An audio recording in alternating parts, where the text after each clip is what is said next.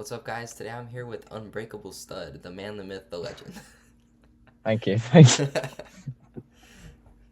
It's the collab of a century for our viewers. I know.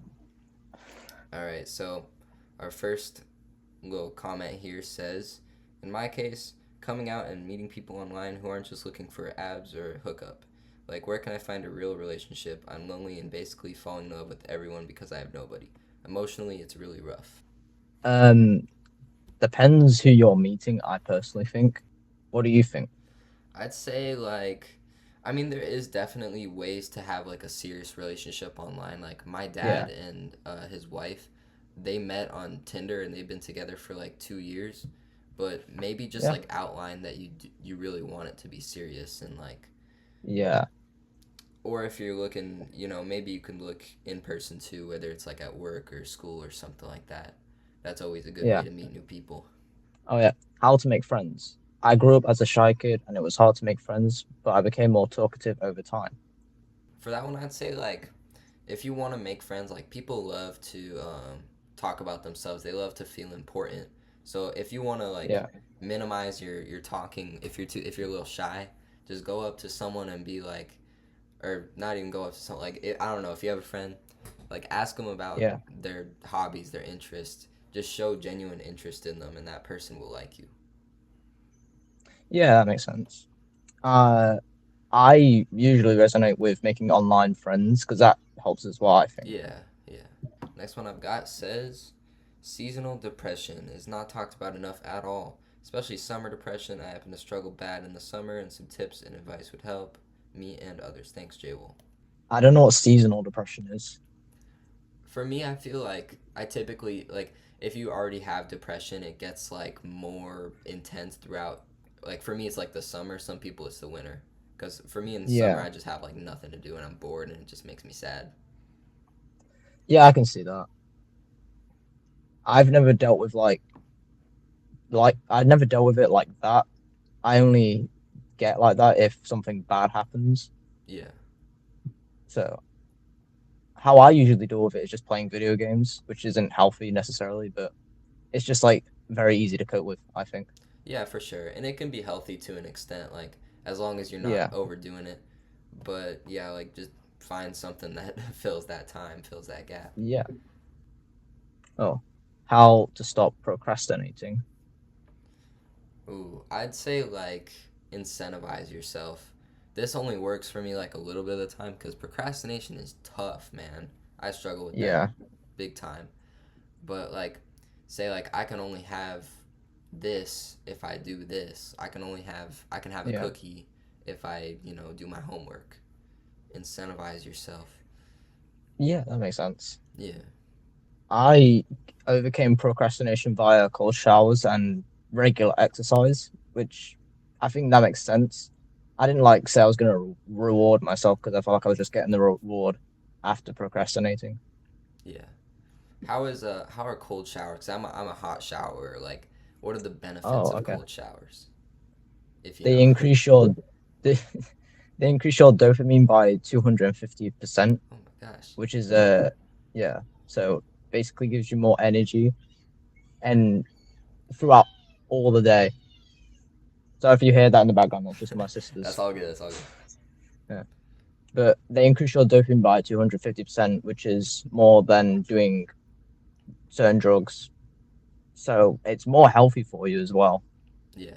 People don't do it because it's too cold, which makes sense. I mean, it is a cold shower, Yeah, that's me. but it also, there are a lot of health benefits too. So Interesting.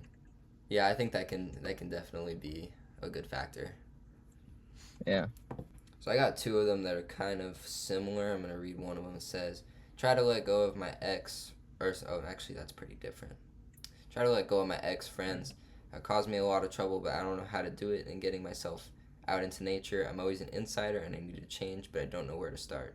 So it seems like this person lost some friends, trying to get out into nature, but yeah. doesn't know where to start. Mm. I think it depends on the environment where you want to make friends. Yeah. I try to make friends via school but I'm going to college in like a month or two, so I'm gonna try and make more friends there. Yeah. The best way is just to introduce yourself, but like not too heavily. It's like not trauma dump. Yeah. That makes sense. Yeah, that Yeah, does make sense. I think that goes back to just like showing like the genuine interest in people and like, you know, yeah, we're all in the same boat here, just trying to make friends and trying to make connections. Like everybody, we're on the same yeah, team. yeah. That makes sense. Yeah. How about the importance of not carrying knives or after effects of using them to cause harm or deaths? Yeah, that's a big one because when Yeah, I did like self harm for the first time like probably like a month ago, and I was carrying around a yeah, little pocket knife, and that's what I did it with. And yeah, like it's good to have it for like protection if you're walking alone at night, but use pepper spray instead because you're not gonna yeah, pepper spray yourself. But if you have a knife, that's dangerous. That's not good, and yeah. that can lead to some bad things. Get rid of that knife if you can. That makes sense. Yeah, I've never done self-harm. I've considered it when I was like really young because Yeah, I was going through some stuff. But I wouldn't carry a knife on me if I was alone. I like I said, pepper spray is a good thing, yeah, or yeah, just like a little one of those fake knives that look like fake retractable knives that look yeah, real. yeah. That's a good idea. Just nothing that can like seriously harm yourself. Yeah, Address the fact that people believe that when someone is depressed, they need to push him to do all kinds of stuff, for example, chores, and how it results in exhaustion. So I guess like being pushed too hard or being pressured. yeah. Um, what I did would I would just try and find a cheat code to it. I like do it, but like very lazily, but then make it look like I did a lot of work when I was just like when I was 12. So that's what I did, but just so I didn't have to do as much. Yeah. For me, I just try to like space it out, like because I don't want to do all that at once, but I also don't want to like have to procrastinate. So I try to just do like a Yeah, little bit at a time. Like one for me is thank you notes. Like my parents make me write thank you notes. Like if I get like gifts and stuff like that, which makes sense. yeah, yeah. That's common courtesy, but at the same time, I hate doing That's it. nice. So I try to do like one Yeah. thank you note a day, if I or one thank you note every few days. I've got. I don't need the advice for myself, but perhaps you could do videos on some issues of how to deal with as a teen, as it might help around your age, bullying, depression, homophobia, body/image, confidence. So it's just oh, what was it? It's just being a teen is what it said, and Yeah, then bullying dealing and with other bully, stuff. depression, homophobia, and body confidence. Yeah, I mean, being a teen is tough. You, Yeah, hmm, with the bullying, dude. That's oh dang, that's a tough one.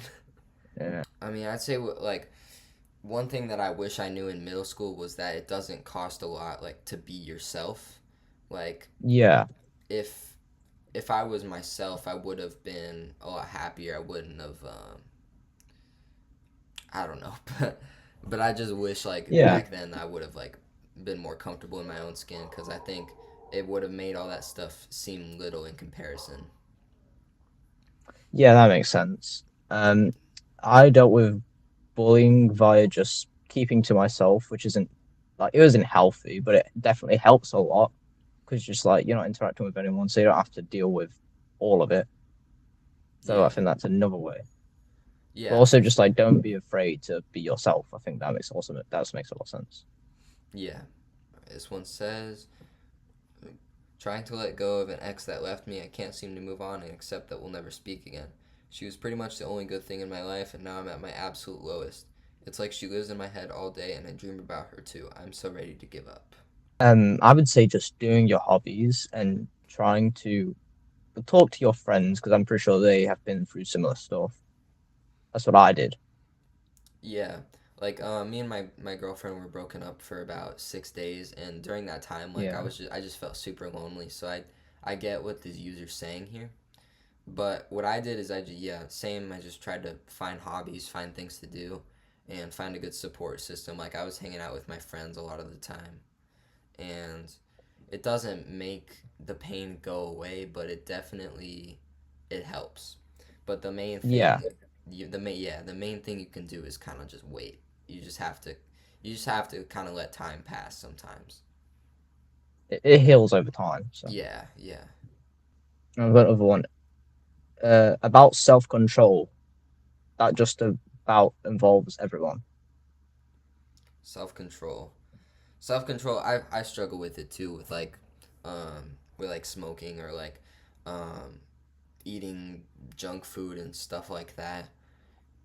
I'd say, it's pretty hard to master. I'd say maybe once again try to incentivize yourself. Like, I can't like. Oh, let's take screens for an example, because a lot of us are on screens a bunch of the time. Like, maybe Yeah, let's do an hour of screens and then take a break, and just like, you can still have what you can still get what you want, but try to yeah, like make it so that it's in a healthy manner, because being like on screens is healthy, but not if you do it too much. If it helps you, it's healthy, yeah, but if it's getting to the point where you can't get off the screens, your screen time is like 8 hours a day, then you gotta maybe take some yeah, breaks and find some other things to do. yeah. I get that. I've never dealt with too much where I have to have self control, but I was probably there when I was about 10. I was just constantly on YouTube, so I just was like, okay, maybe I should step away from this, and I just spent more time outside. That's what I did. Yeah, outside time is a big thing, and it helps Yeah. us so much. Like, getting outside is just so, it's just so nice. This one says, issues around coming out, in my opinion, would be helpful. Thank you for sharing your issues about mental health. People need to see and know real people and how they deal.